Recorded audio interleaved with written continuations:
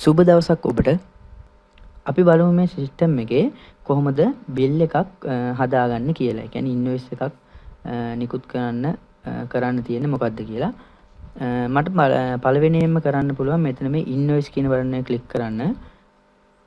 Click කරලා පස්සේ ඔයාගෙන් අහනවා අද දවසේ පටන් ගන්න බැලන්ස් එක කීයද කියලා. ඒ කියන්නේ ඔයා යාච්චුවට කීයක් දාලා අද දවසේ පටන් ගන්නෙ කියන එක තමයි මේ අහන්නේ. මම මෙතෙන්ට 2500ක් දාලා එන්ටර් ගන්නම්. එතකොට ඔයාට මෙන්න මේ ඉන්ටර්ෆේස් එක බලා ගන්න පුළුවන්. එතකොට මෙතන තමයි ඔයා බිල් කරන තැන. එතකොට මෙතනදී ඔයාට මෙහෙම කැටගරි වයිස් වෙනම පෙන්නලා තියෙනවා. හදා ගන්න විදිහට. ඒතර අපි ප්‍රොඩක්ට් ඇඩ් කරනකොට මේ ගැන කතා කරනවා. මේ වගේ කැටගරිස් තියෙනවා. ඔයාට කරන්න තියෙන්නේ ඔයාගේ බාකෝඩ් එකක් තියෙනවා නම් බාකෝඩ් රීඩර් එකක් තියෙනවා නම් කෙලින්ම බාකෝඩ් එක ස්කෑන් කරන්න තියෙන්නේ. එතකොට මෙයා ස්කෑන් කරගෙන මේ ක්වොන්ටිටියට මවුස් එක ගෙනියනවා. එතකොට මෙතනදී මෙහෙම කරොත් මම මේක පෙන්නුවොත් ඔහොම සිලෙක්ට් කරාට පස්සේ මේ වගේ සම්පූර්ණ විස්තරයක් පෙන්නනවා. එතකොට මොන ලොකේෂන් වල කොච්චර බඩු මේකේ තියෙනවද? එතකොට කීයද දෙන මිල ගණන් ටික ඔය වගේ දේවල් ටිකක් පෙන්නලා මෙන්න මෙතන ක්වොන්ටිටියට මාරු වෙනවා. එතකොට ඔයාට කරන්න තියෙන්නේ මෙන්න මේ ක්වොන්ටිටිය කීයද කියන එක දාලා එන්ටර් කරන්න. ඔය වගේ එන්ටර් කරාම මේ වගේ ලිස්ට් එකට ඇඩ් වෙනවා. ඔයාට කැමති විදිහට අයිටම් ටික මේ විදිහට ඇඩ් කරගෙන යන්න තියෙන්නේ.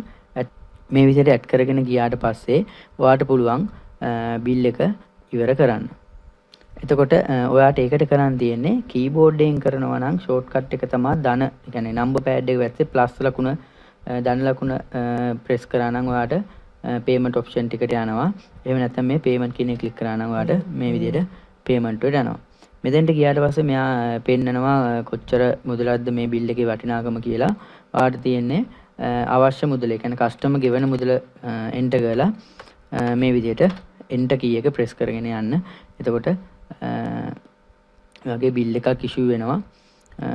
ඔයාලට print කරගන්න පුළුවන් ඊට පස්සේ. ওই විදිහට තමයි අපි බිල් එකක් ඉෂුව කරන්නේ මේ සිස්ටම් එකෙන්. එතකොට ඔයාලට මේ වගේ pop up එකක් එනවා. ඔයාගේ amount එක කීයද, pay කරේ කීයද, ඉතුරු දෙන්න නැති කීයද, ඔය වගේ විස්තර ටිකක් එනවා. ඊට පස්සේ මේක අවසරයක් එන්ටර් කරාම clear වෙලා යනවා. ඊට පස්සේ අපිට ඊළඟ බිල් එක දාගන්න වැඩේ කරගන්න පුළුවන්.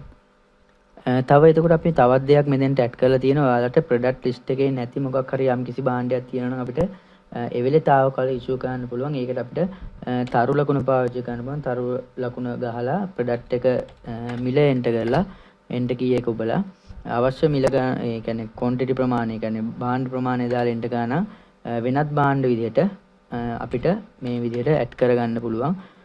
අවශ්‍ය, ඒ කියන්නේ සිස්ටම් එකේ නැති ප්‍රොඩක්ට් ඔය විදිහට ඇඩ් කරගන්න පුළුවන්. හෝම් ඔප්ෂන් එකක් අපි ඔයාලට දීලා තියෙනවා. ලේසියෙන් සිස්ටම් එකේ ප්‍රොඩක්ට් නැත්තම් తాවකාලිකව ඒ වෙලේ හදලා දෙන්න.